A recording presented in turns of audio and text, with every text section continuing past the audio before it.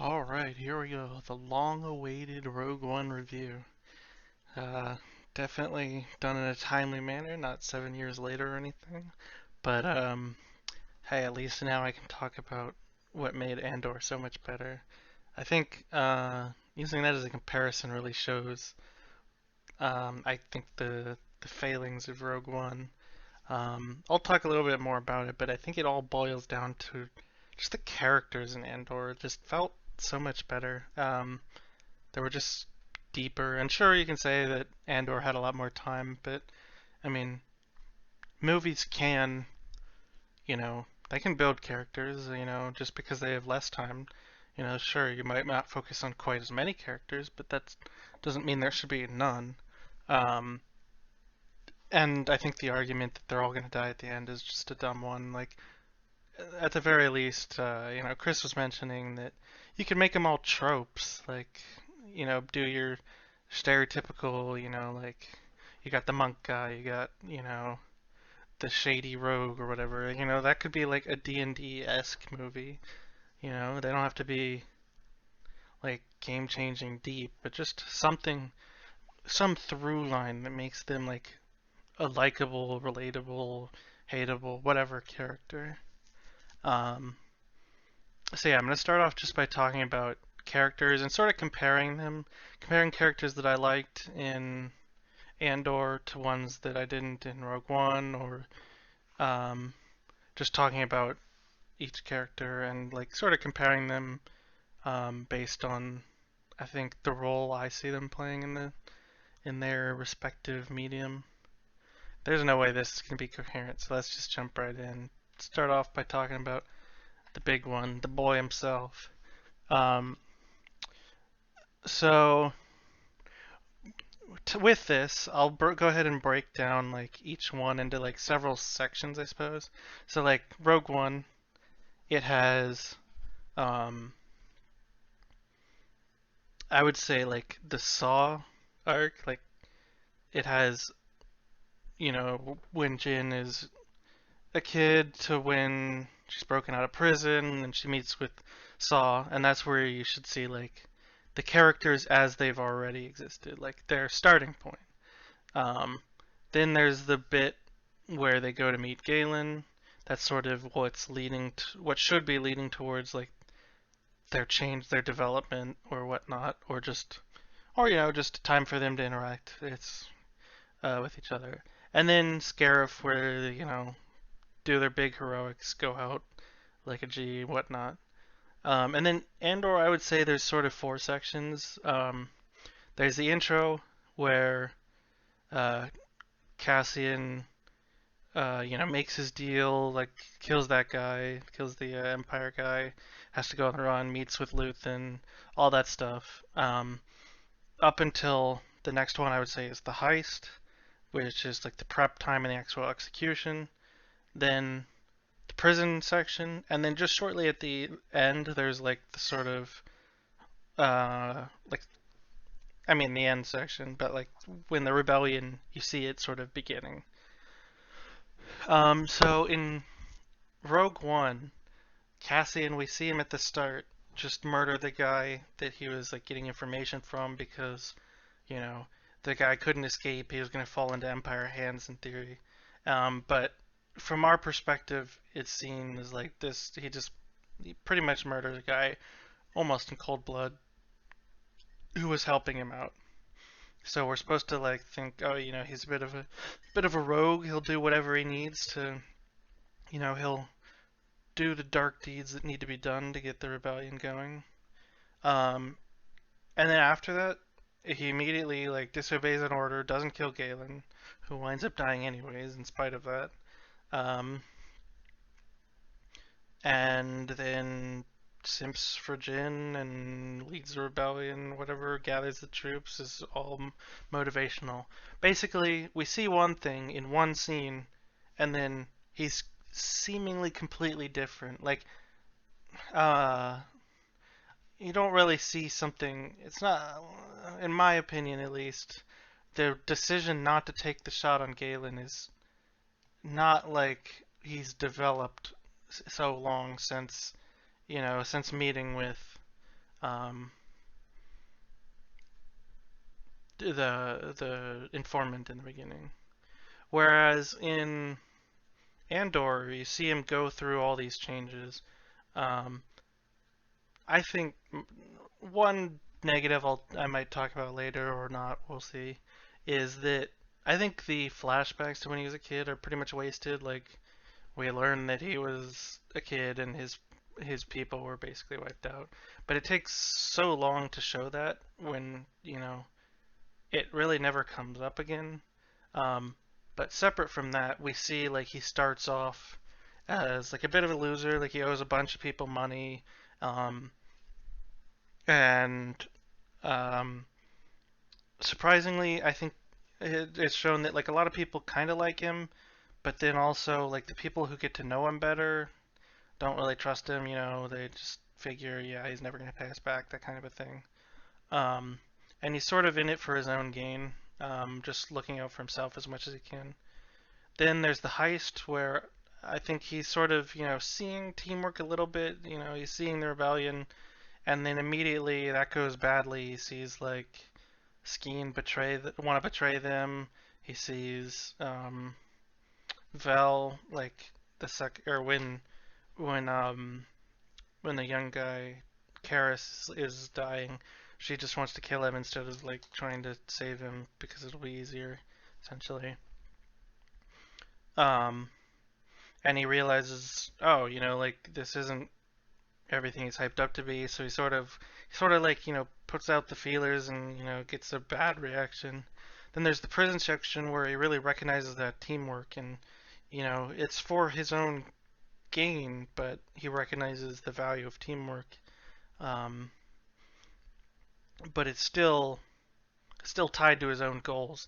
And then at the end, he rescues Bex. He joins the rebellion. He puts aside um,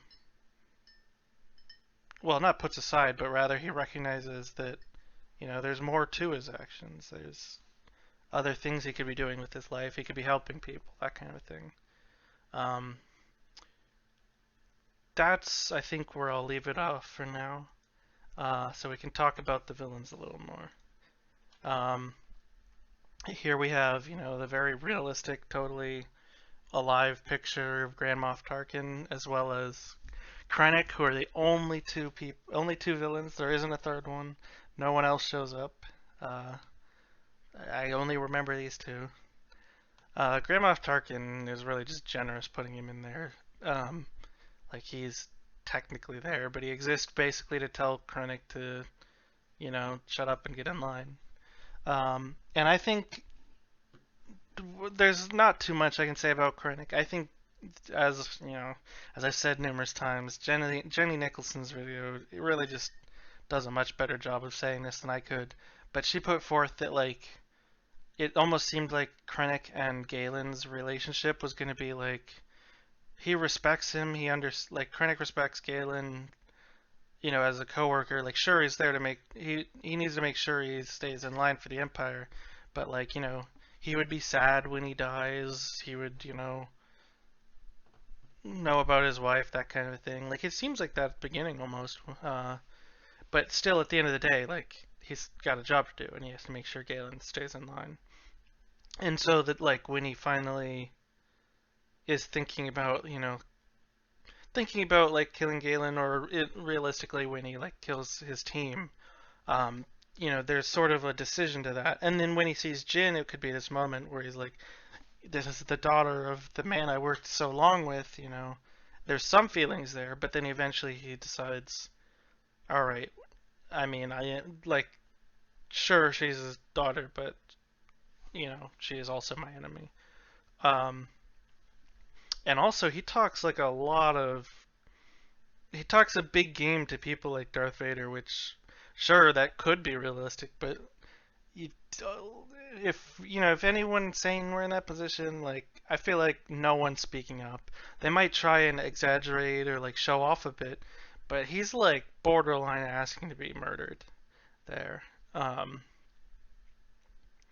so yeah, compare that to Andor. I really liked the dynamic For we have up here Major Partagas. I don't know if I'm definitely not pronouncing that right. We got Dage Ramiro, Lieutenant Blevins, and then Cyril Karn, and the absolute legend here, Linus Mosk. So first off, the ISB. I think that was really interesting. I liked how it was sort of like a professor and like his, like his students, like the major would, put forth like he would ask questions, get everyone to like put forth their opinions so he can, almost like he's testing them, and then he would say, "This is the clear right answer," or like, "This is what we're going ahead with." I really like that, and I think not too much to say about Lieutenant Blevin, but I think he was there mainly to be a bit of a rival to Daedra, and I think he did that well. And then Daedra was, a very, very hateable character. Did that in a good way. I was disappointed to see that she didn't get curb stomped to death at the end, but what can you do? And I will say, I think I liked Cyril in the beginning, although kind of like Cassian's backstory. I really didn't need all that like behind the scenes of him talking to his mom and getting a job and like being a stalker and all that. Like to an extent, if they're gonna turn him into like a creepy stalker, it needs to be shown in somewhat. But I didn't need to see him like going through depression at home. It just felt almost wasted. But then lastly, the boy Linus Musk. I mean, he was great. Just it was a ridiculous character. He was like the big old bootlicker.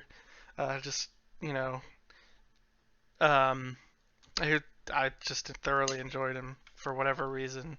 And I hope he joins the rebellion or something. Maybe he was in something and I just didn't recognize him. Um, but yeah, I thought he was hilarious. Thought he was good. No complaints there. All right, so next up we have the parents. Galen and Lyra versus Marva. Now, there was also Clem. I don't really have too much to say. Like, I think he was, you know, no complaints, but he just wasn't in it that much. Um, as well as Brasso. I'll talk about him later. He's not really a like parental character, but um, you know, uh, I'll talk about him later with his interactions with Marva. So yeah, first off, Lyra, like, you cannot convince me she isn't suicidal. Like, sure, that's like if that's the character, whatever, that is technically possible. But like, she has a child, and they could escape to the little bunker thing that Jin does, and instead she decides to run out and shoot Krennic in the shoulder. Like, obviously she would be more trying to kill him, but if she did, someone else takes Krennic's place and Galen is captured, she's still gonna be killed. Like, there's no change. Like, and she's got a daughter to think about. It's just weird that like that's the decision they went with.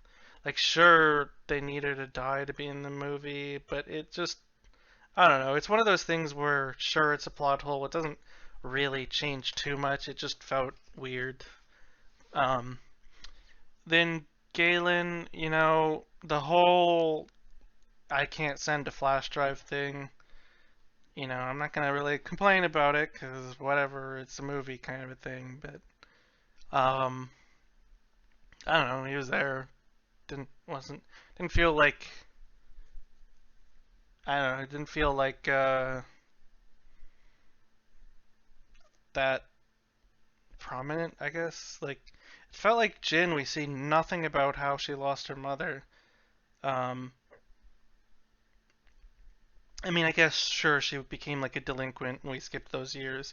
And then when Galen dies, she turns into like, you know, the rebel who's gonna get it all done, fight on her own, go on a suicide mission. It just, it was, I don't know, not too much to say.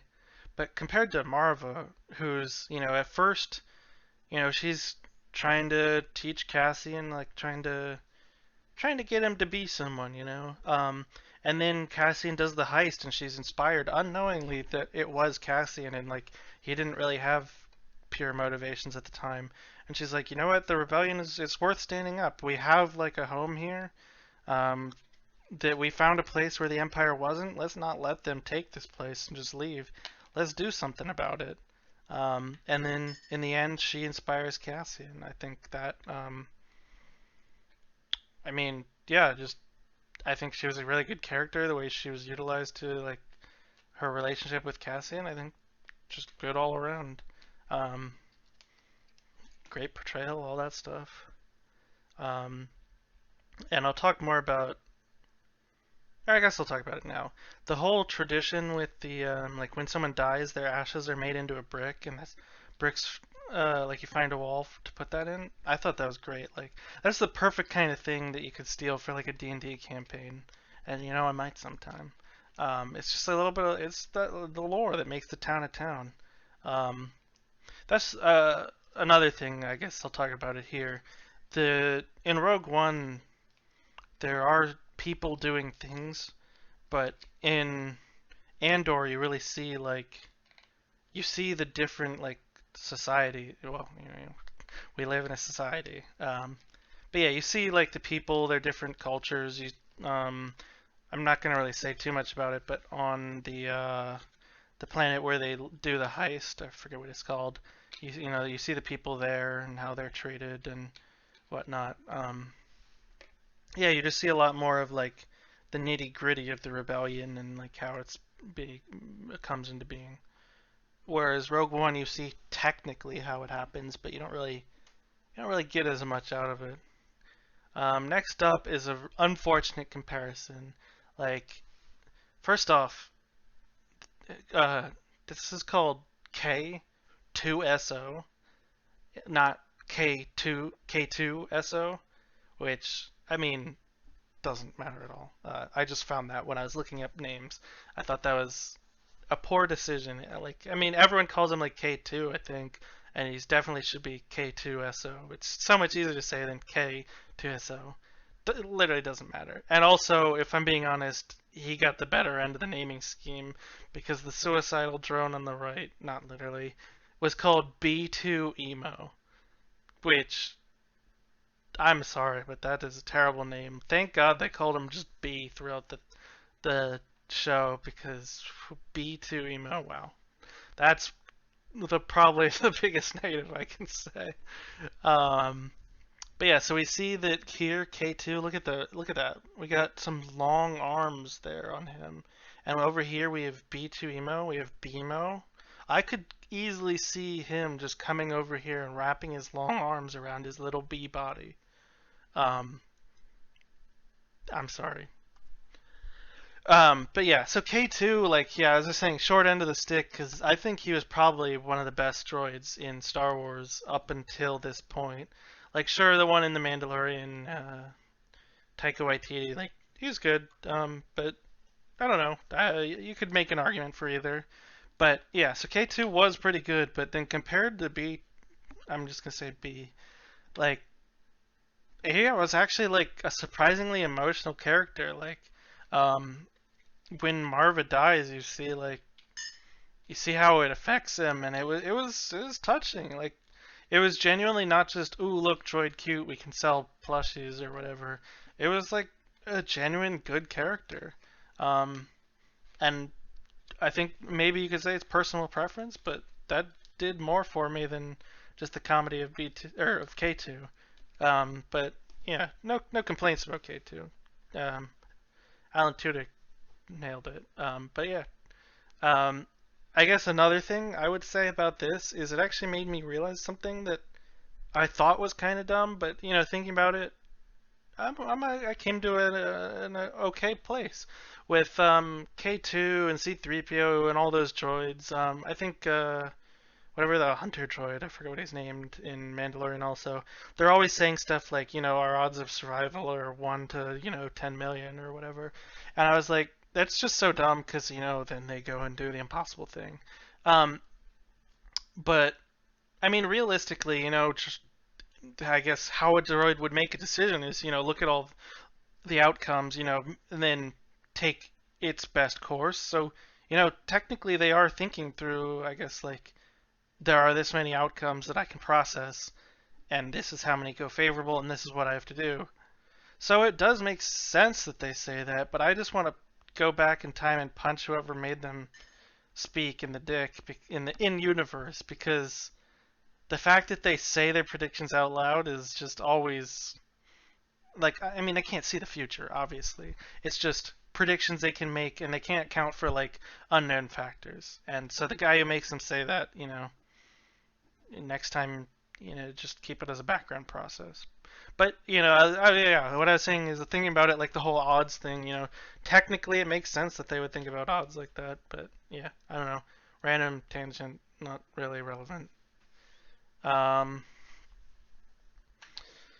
so next up, I wouldn't group like Brasso and Luthen as well as whatever as like linked or whatever, but just because this is a picture I would say comparing Chirrut to Luthen, we got Chirrut and Luthen Rail, and then Baze Malbus. I guarantee that is ringing literally no bells. That's that guy's name. And Brasso.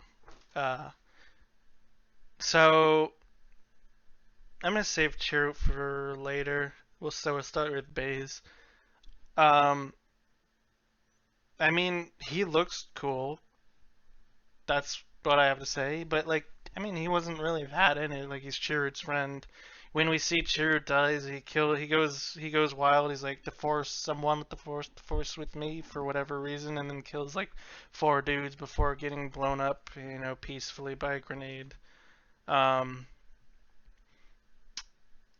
yeah, like, sure, he looks a little bit cool.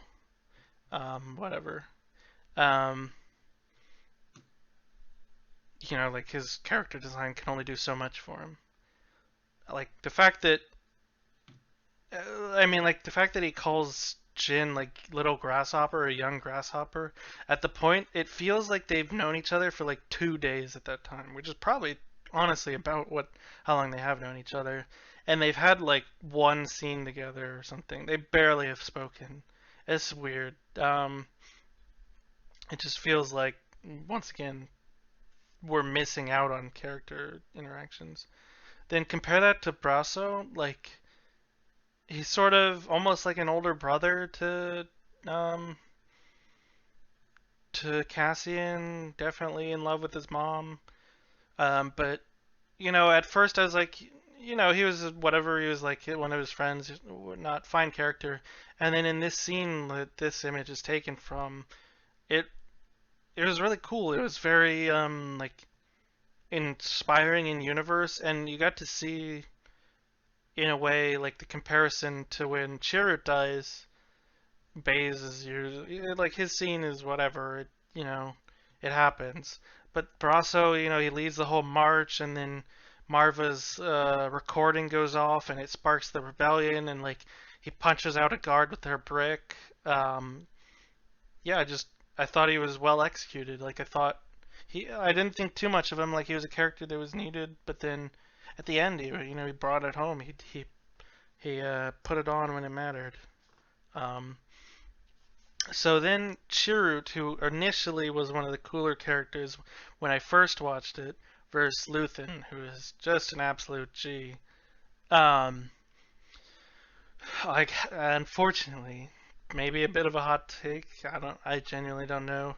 Chirrut was just, I kind of hated him a little bit on the rewatch, cause like for one, his powers or whatever, which is kind of weird calling blindness a power, are just completely arbitrary. Like the first scene you meet him, he spots a necklace that Jin's wearing. Spots a bad word, but whatever. He is aware of a necklace that Jin's wearing in a crowd of like 50 people, and she's got it underneath a cloak, which obviously doesn't matter if he's blind. But like it's basically magic. And then later on, you see him like tapping a stick around, like bumping into things. It's like so jarring, and like he fights people with like perfect echolocation and all that stuff. Um, yeah, and then with that, he's like the wise monk who's got all the wise sayings, and then he's also somehow like the Marvel like quippy one-liner guy. It's like it's like they wanted him to be everything, just like his magic powers. The once again a scene that Jenny Nicholson brought up with the lever when he has to flip the lever and he walks across the battlefield slowly, chanting, "I'm one with the force with me." Yeah, I think it's just I agree that that scene could have been so much better. Like we see him earlier fighting through people. So if maybe he says that and then he steps out into the battlefield and he fights his way to the lever, he flips the lever, he's starting to try and get his way back, but he's overwhelmed, he's taken down, a nice heroic end, like um, rather than just sort of flipping a lever and then being like, all right, that's it, I'm dead now. Um, it's just like, yeah, Rogue One is supposed to be some dark movie or whatever, or like, well, full of heroic deaths, but you know, Galen dies randomly to like almost accidental explosions. Um, Baze's death is like, I mean, it happens. Bodhi, the pilot, dies through a random grenade that someone chucked into a plane for no reason. Well, I mean, for a reason, but like they didn't even know he was there. It's like the heroic deaths and sacrifices. Like no one actually has one.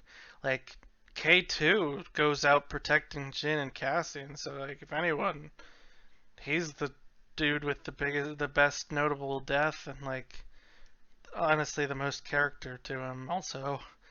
Um,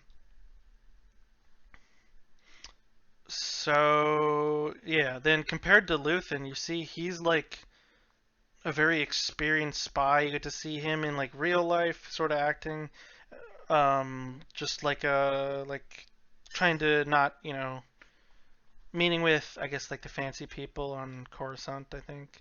Then compared to like when he's in the field, he's experienced. He's like he knows you always got to make a plan, that kind of a thing. But he's sort of been in the game for so long that he takes risks that he shouldn't, and that winds up biting him a little bit. But it really like he was just the cool guy, whatever. As I'll talk about later, had um, a lot of depth, I'd say, in that. It's like a similar thing I would say to like D&D characters where it's easy to be, the awesome character who can do anything, but that flaw of like he knows he shouldn't, meet with a bunch of the people, but he still does anyways. Like I think at the end, like he talks to Bex or something. I don't really remember, but yeah, like he knows technically speaking he should be completely ruthless, and to an extent he's willing to be, but he, does stuff anyways against his better judgment, occasionally, just because you know it takes a chance, and that yeah. The I guess one negative thing is I don't necessarily understand exactly why he has a keen interest on Cassian. Like, sure, there's the heist coming up, but Cassian says to like Bex, like, "Oh, your dude has wanted to meet me for a while." Before even he showed off that he had like that sweet untrackable device that they wound up losing. It's like I don't really know why Luthen wanted to meet with him. Sure, he's able to acquire random parts, which that's there's something to him. But you think like, for one though, don't get me wrong, I'm glad he's not like the son of someone famous or whatever. I mean, sure, Marva is like a well-known daughter of Ferrix or whatever, but it's not like he's the son of someone all powerful or whatever. Luthen's just like he's a guy who can get his hands on things, which feels a little weird that then he's like he buys him as a mercenary and he's like, sure, we need to make sure he dies after. I mean, technically his assistant's the one who goes through with that. But yeah, it's whatever. I just feel like maybe it would have been a little better if after Cassian shows off that he has like some super rare component that's untraceable, then that's when Luthen's like, okay, maybe this guy has something to him. Maybe he could be useful. Um, but nothing. There was nothing like that took me out of it so far that like I couldn't handle it. I'll have a little more to say about him later, but yeah, for now, we'll leave it off there. Next up is a big one.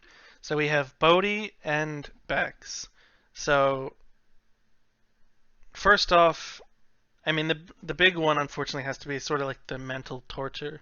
So Bodhi, you see he meets with Saw, and Saw's like, you know what, we'll feed him to the boar gullet or whatever it's called.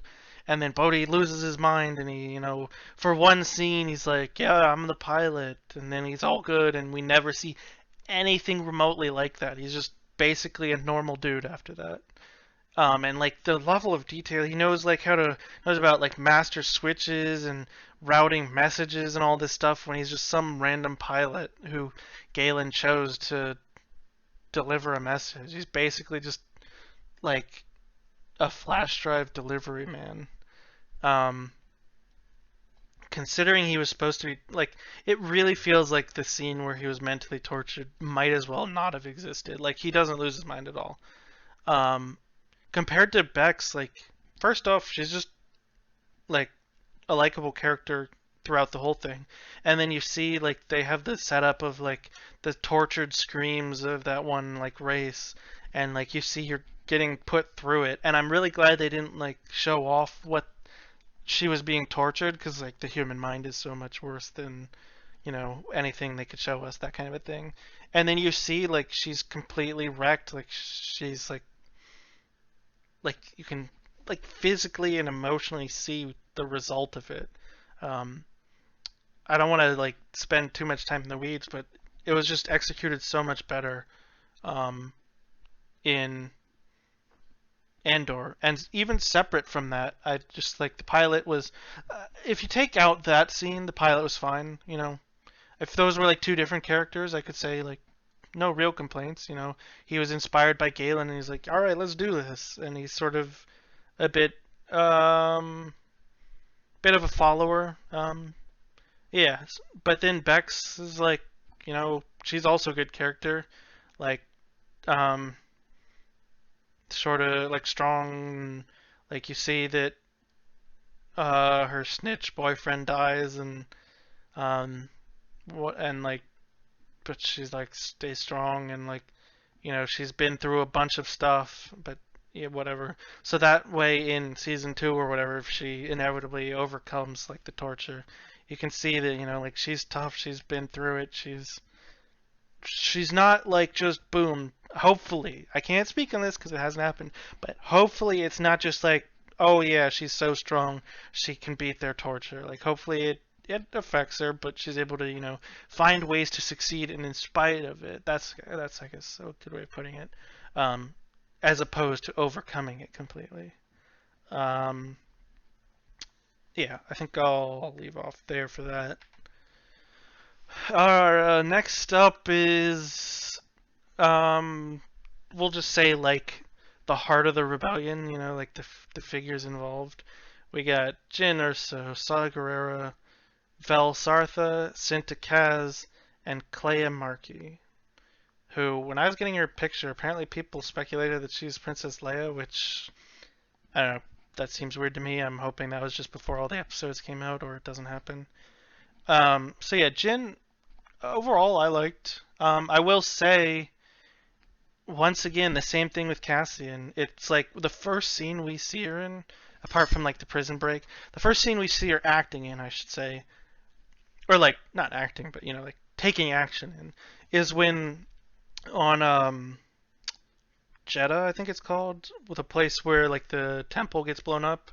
I will say, actually, one note: the temple is a cool environment. Like I liked that there was sort of a temple of monks who protected kyber crystals and whatnot. That's +1 for their lore. Um, of that. Sure, Ferrex also, like, Ferrex was great, too. But yeah, unrelated.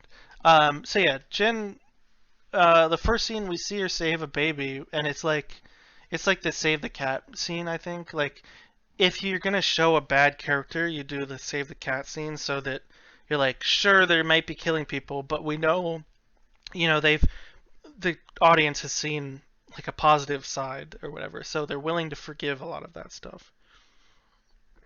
But the thing is, we don't then see Jin do a whole bunch of bad stuff. Like she's fully in it. Like at first, she meets with Saul just so she can meet her father, and she's like, "I'm done." But then they go to meet her father, and like he inspires her, and boom, she's a full-on good character. So it's like, in my opinion, we just don't see enough of like her skepticism, her disbelief in the rebellion. But overall, I like Jin. Um, I just think she was a bit underutilized, but not the worst part of the movie. Certainly a fine character. I just wish there's a little more. Then Saw in Rogue One. First off, all of his lines are spoken like, save the rebellion kind of a thing, like whatnot. And then straight up like Lyra, he just commits suicide. He's like, I'm tired of running. I'm gonna stand and face a space beam that's gonna destroy the town. Like, sure, whatever. I mean, I don't know. It's just he committed suicide. I don't have anything other to say from it. I did like in Andor, you see, like, he is very skeptical, like, of everyone, mistrusting of everyone. Like, at one point, he accuses Luthen of being, like, a government agent.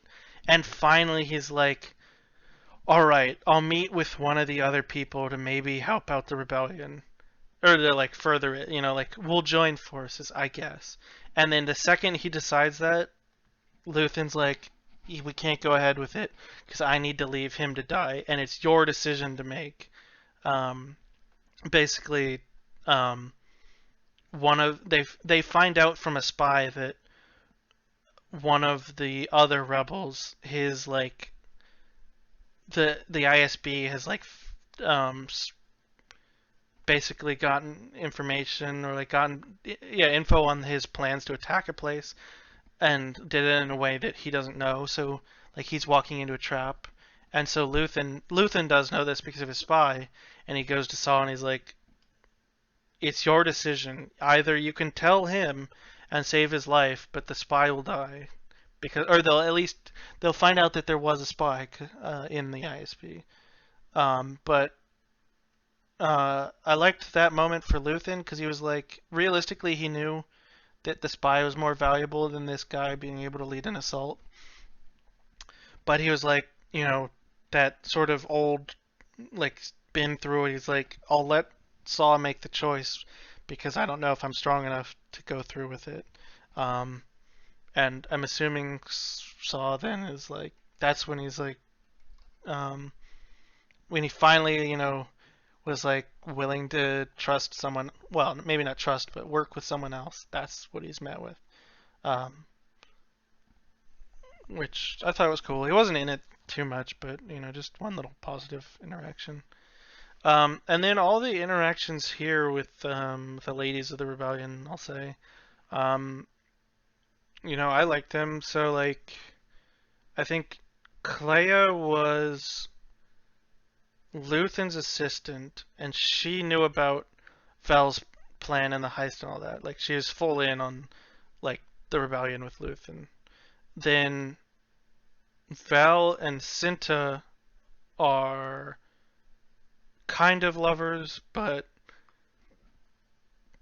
seemed like, I mean, the line I liked was, the rebellion comes first and we takes what's left.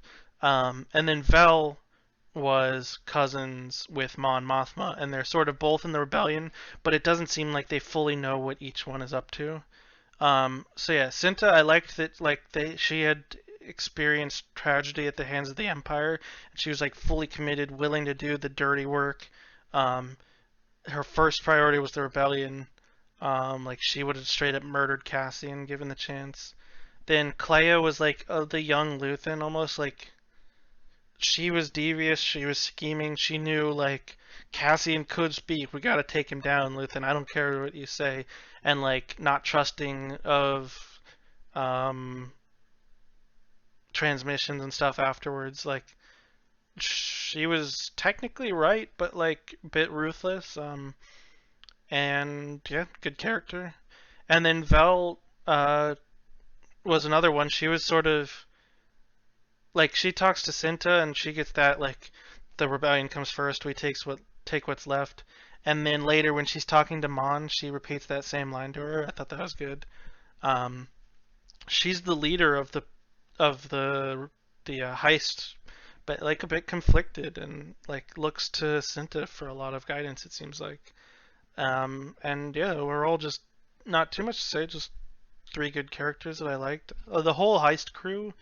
The other ones I think were I have a bit to say about some of the other ones, but for the most part, just I liked them. They did their thing. They filled their role, and yeah.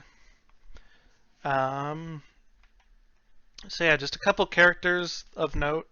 For one, sure she joins the rebellion, but look at the fashion of Mon Mothma versus in the later years.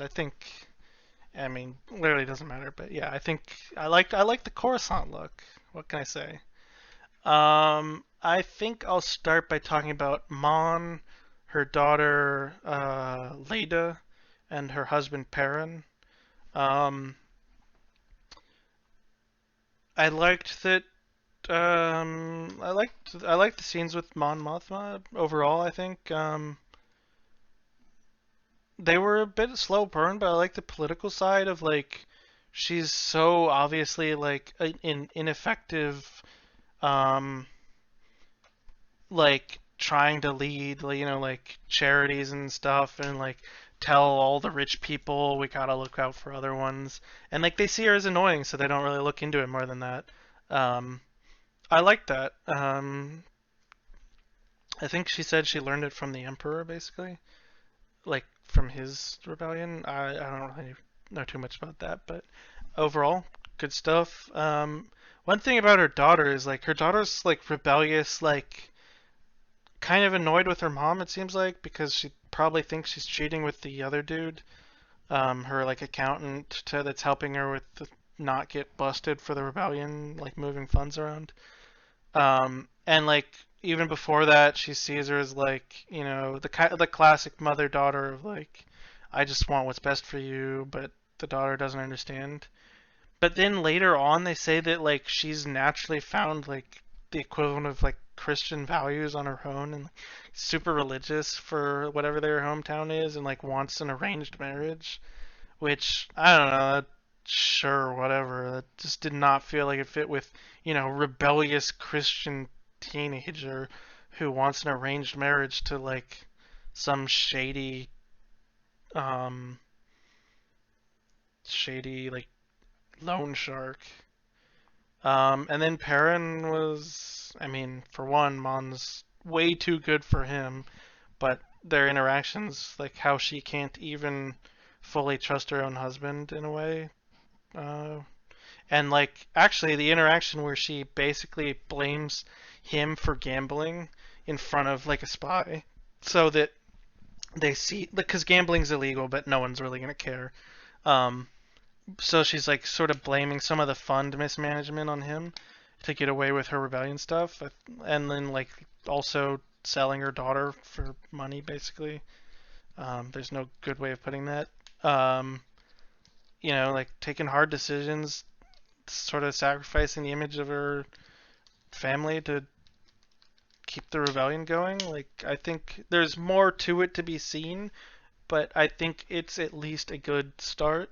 And yeah, I think these cutaway scenes were good ones, whereas a lot of the other ones, like the flashbacks to Cassian and the um, what was I talking about? The flashbacks to Cassian as well. Oh, the flash or the like the view into what Cyril's going through just felt like whatever. Sure, it might help our understanding the character, but I really don't care about what's happening. Whereas these were like this is the behind the scenes of the rebellion. We're learning like what it takes to fund a rebellion, and yeah. So then, just a little bit to say about Karis Nemec. He sort of, it looked like it seemed like he wanted to trust Cassian. He was like, sort of naturally bonded to him, and he was like, then he learns Cassian's just a mercenary, and he's like, um, when he dies, he gives him his like manifesto, which was like basically his theories on like basically why rebel. Um, I liked that. I think I liked him as a character. I liked that that was a thing. I was just sad that that never really came up. Like we saw that Cassian still had the manifesto, but I wish there was more to it. Like I think Cassian finally made his decision to join the rebellion because of Marva dying, but I kind of wish the manifesto played a little bit more of a part. Um, yeah. So then also Kino Loy was just Andy Serkis killed it. The prison scene itself, I think, or the prison scenes, I think they were really good. It was like at first I was like, they're arresting this dude. Like when Cassian gets arrested, it's literally for nothing. Like not even like trumped up charges. It was like straight up unrelated, and it was like, really, that's what they're going with? That just feels like so wrong. But then you see like, oh no, they're straight up trying to say like the Empire is just straight up arresting people randomly. It felt like, that could never happen, but then that was the point. Sure, it was exaggerated, like, but whatever.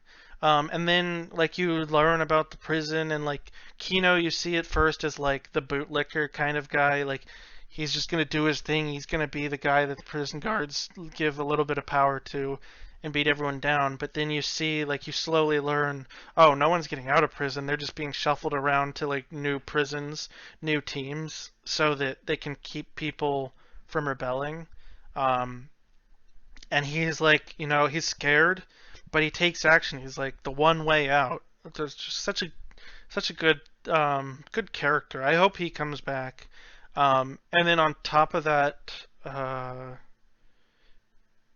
yeah, I guess tied to this whole thing of the prison is used as an example. Like the Empire is stretched so thin, um, and they're so used to like never having anyone fight back that like they just know that people will obey them. So that like that's how Cassian gets away with things. Like no, they don't expect anyone to do anything, so they're not really fully like locking things down and whatever. I think that was such a good addition because it gives a plot reason why weird things can happen. Because it's like, yeah, there only are like they're way like the prison is far technologically advanced, but they can break out because there's like 10 dudes at 24 hours like watching like hundreds of people. Like yeah, realistically, the Empire is just stretched so thin, they just keep people in line, and there's only so far you can go with that, which I think that's the real plot hole that needed to be addressed. Not like really, but like with Rogue One, like I don't care about event. What I do care about is why doesn't the Empire, crack down on rebellions and stuff? And that I think was a very good addition, as well as just being inspiring. If you'll allow me to be a bit cringy. If you won't, too bad. I am cringy. Alright, now for things that didn't make sense or didn't.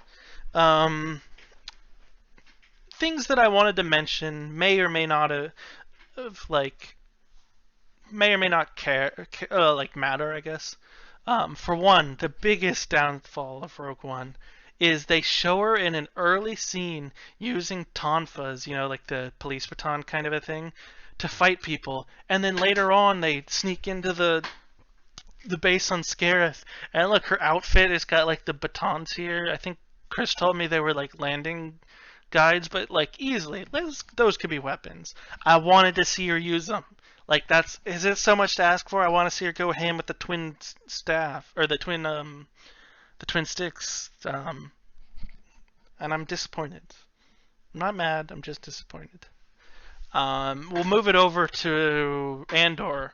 Skeen was a character that I didn't have any initial complaints with, but his plan is just so dumb.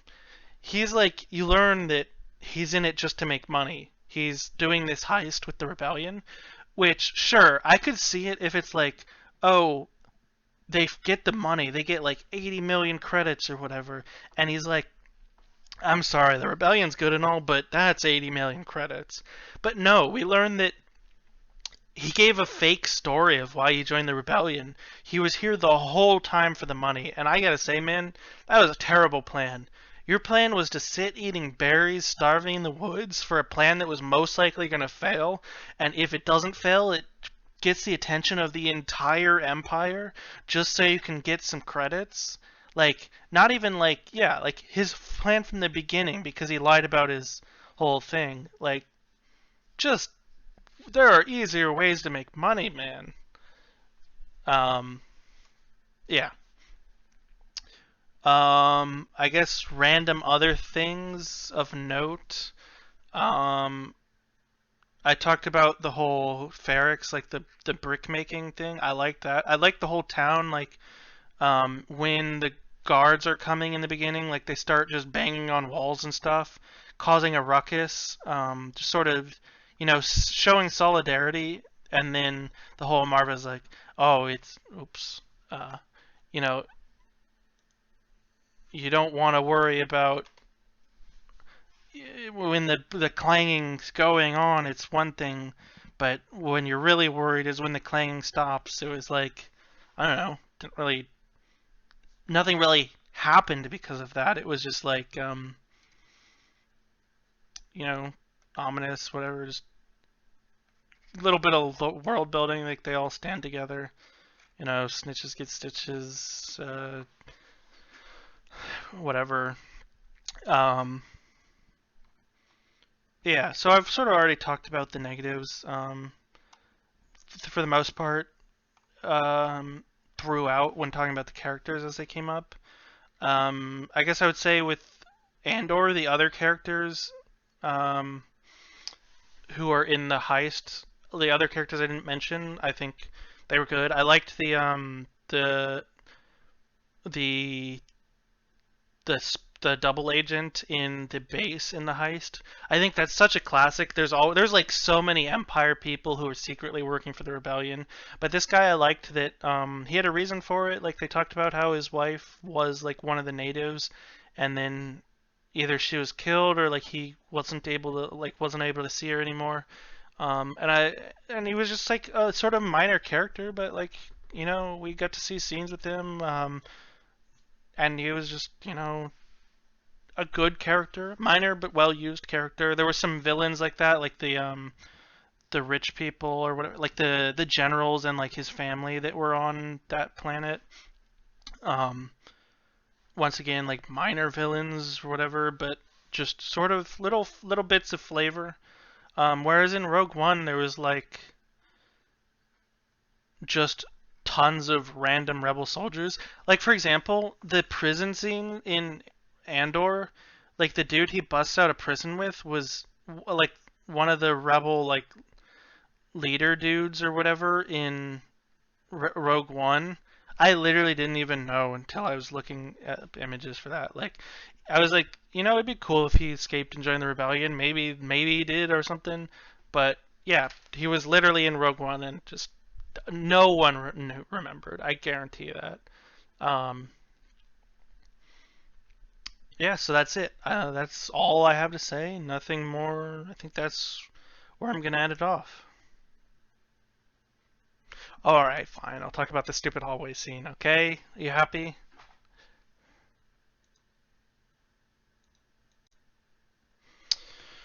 All right, the hallway scene. Um, so, as a bit of a background, um, I think Rogue One it ended with such a perfect scene of they got the plans out finally. Um, there was chaos and people died and whatever. It's a movie with flaws, but then there's this scene where Cassian and Jin are on the beach and they just hug and the white light flashes over them and the emotional music plays and it fades to white and it was honestly such a good scene to end a movie that had its downsides, but it just was a good scene. Like I have no complaints, and I even have a positive, an extra positive to add on to the top. At the time, Cassian and Jin hug. and it's like not like I'm glad they didn't kiss right before it ends. Um, like it didn't feel like they had a romance, so I'm glad they just hugged and they embraced each other and like they went through trouble and sure they had disagreements and yada yada yada, but they just accept each other and accept their fate and they die like comforted. And then separate from that, I think that lended itself well to Andor because then it doesn't take away from his feelings for Bex because it's not like oh well he dies with Jin like loving Jin or whatever. It's like no like um he like yeah just I'm glad they didn't have a relationship, just a good scene, and then it cuts to the Darth Vader scene, which I'm not gonna just leave it at that. But then after that, it cuts to the Leia scene where we see the whatever the puppet of Leia saying, "What did they send us? Hope." And then hopeful music plays and cut to you know the the original trilogy. Um, whatever. Okay. Let me just say this. Uh, don't start beating it too hard. I got more to follow up with. I will say the scene of Darth Vader, he looks scary. I wish they went like horror movie. Looking back on it, like full on like massacre. Like it's pretty good for for a kids movie. But if they had really gone balls to the wall, like just straight up gore, like the guy he kills who's passing the disc, just like you see him hand off the disc and then like blood splatters over the wall. That'd be good. I just what took it out of it for me, and I've told this story just too many times to the point where this story's so old it needs to be taken out back in the old Yellard.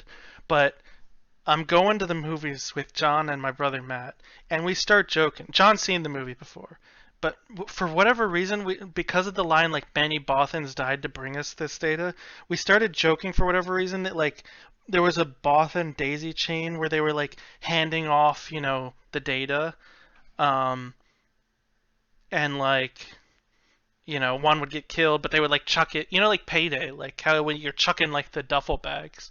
I don't know why we said that, but then come to pass, we see that scene where like the dude, Darth Vader's killed everyone in the hallway, and then the dude's sitting there just standing at the door the whole time watching it happen, and then right before he's killed, he's like, "Here, take this," and Darth Vader doesn't just be like, "Nope, give me that." Um, and then it happens like again basically, and then they take off and like the ship flies away, and I mean the initial comparison is like he stopped that ship in Obi-Wan, but I think it's hard to say because like Obi-Wan was there and so like he was fueled with anger, and like obviously we see his ship at the beginning of the first Star Wars. They obviously catch up to the like the Tantive 4. I might be making that up completely. But whatever ship Leia was on. So like he's obviously not concerned. I don't care that he didn't stop the ship. But yeah, it's a bit goofy, I think, but I don't hate it quite as much as I used to upon first watch.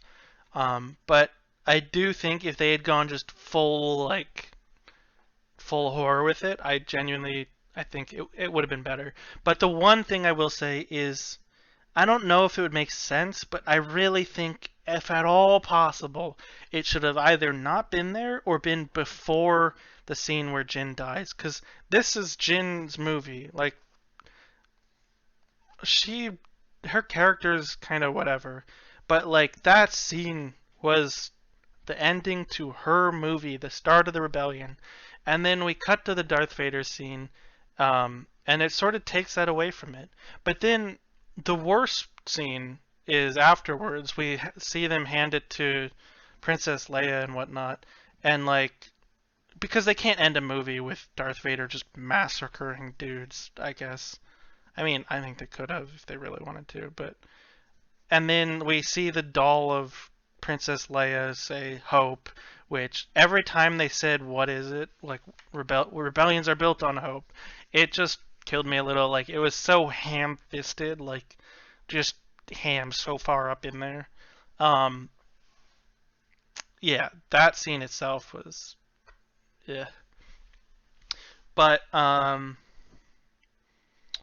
won't hate on Darth Vader himself as much. And I'm obviously not going to complain. Like, yes, I know Darth Vader, the reason he's included is because he's Darth Vader. People want to see Darth Vader murder people. They want to see what happened to the younglings. They want to, you know, like, I'm not dumb. Um, but if you'll allow me to compare to a fantastic scene, once again, like, I guess separate. Before that, if you compare that to the Darth Vader scenes in Obi-Wan, man, those were good. Like, those were the best Darth Vader scenes I'd ever seen. And obviously, like, just because one scene's amazing doesn't mean anyone's other one's worse. But like, those take the cake. Um, yeah. So there we go about that. But then, yeah. So compared to what happens in Andor, it's going to take a little bit of setup, but I highly recommend. If at anything else, watch this scene. I'm probably just creaming over it unnecessarily, but I like the scene. What can I say? It might not be based in logic, but like, whatever. Um, so Luthen's ship here. That's why I've got it here. Luthen, he's got his ship. We see it's got like gadgets, like you can see the gun there, and like Andor sees like it has like a gun like inside the ship that's got like a security device, and we know he's got gadgets and he's got plans out of everything. But at one point, you see that like he's made a foolish mistake and he's being like pulled over, basically a traffic stop by a I want to say a Star Destroyer. I don't remember 100%, but I'm pretty sure it was a Star Destroyer. If not, some big Empire ship. Doesn't really matter. He's talking to them, and they're like, "Hey, give us your license and registration." And he's like, "Hey, droid, can you maybe hook me up with a fake one?" And like they do that, and they're like, and he's like, "All right, have a good day. I'll be on my way." And they're like, "Hold up a sec. We got aboard you." And you see it's a direct result. Like, sure, maybe in the past it was fine. Like they didn't really care. They're like, whatever. This dude's being a little weird, but we're the Empire. We don't really care what every little pilot's doing. But because it's directly after the events where that base was blown up and like a whole bunch of federal or whatever like Empire credits were stolen, they got to be a little bit more strict. So it's like a direct results that show off the consequences of their actions. So they catch him in a tractor beam, and they're sitting there, and he starts gunning the engines. They're like, "What is this idiot doing?" Like, we have him, and like he tells his computer like calculate whatever to break out of the tractor beam, and he busts out, and that right there, I want to compare to this scene. Which maybe I'll have to go back and watch that again. Maybe you'll get me to speak on the Holdo maneuver. It just feels so earned. Like we like he defies something we've seen in the Star Wars universe, where like the Holdo maneuver defies like lightspeed jumping, I would say. But Luthen also defies like the tractor beams, which we've seen, in a way that felt earned and like cool. Like it wasn't just boom, we beat your tractor beams, suck it. Um, and then like the dude's like, quick, get TIE fighters out there, stop that guy. And the ship goes off. It does like it has like cool Boba Fett style gadgets. It has like at one point like laser beams like spit out like here, and he does a spin, and like it blows up ships, and like he's got like the flak cannon. It was just you can't describe an action scene in words and do it justice, but it was a scene that I liked. And on top of that, action can only go so far. You have to care about the characters in order to care about the scene. Which is why, like, why John Wick? Like, sure, they could have just been like, dude goes on a rampage, but the dog, the world, the characters, that's why it's a good movie.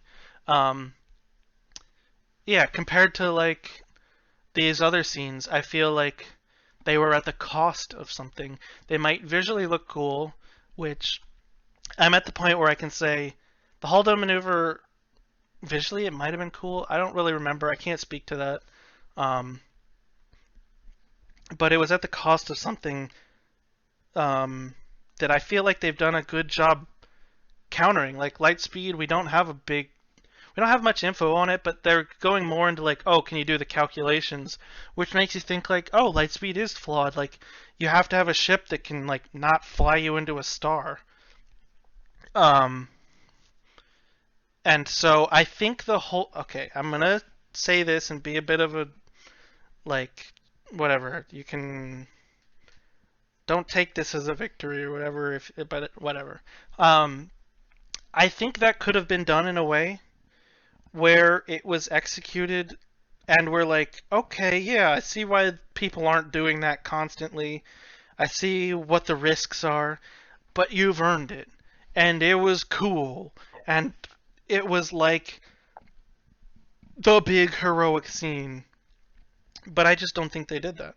Um, and to a very much lesser extent, Rogue One is the same way, where I don't think they really earned the Darth Vader scene. It shouldn't have been there. Like I think it took something from the movie, whereas the Luthen Rail like scene, man, I don't have anything other to say than it was cool. Um,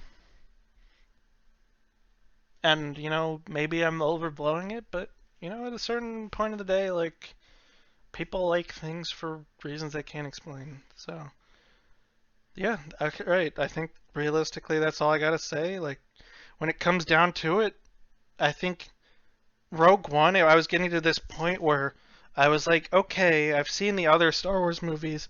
It wasn't a bad movie entirely. It had some plot things that was like, I don't like that, and I stand by that. Um, but I was getting to the point where, especially compared to the other new Star Wars movies, I was like, it was a fun movie, and I will say it's still like fun, I guess. Like you can still enjoy it if you turn your mind off. I just think, especially the characters in Andor, they show that like it could have been so much more. Like action movies are fine, but action movies that make you like the characters, relate to the characters, want to see what happens to them, they're just better, in my opinion. Yeah, I've definitely said the same thing for like an hour straight, and um, I don't know. Bye, I guess.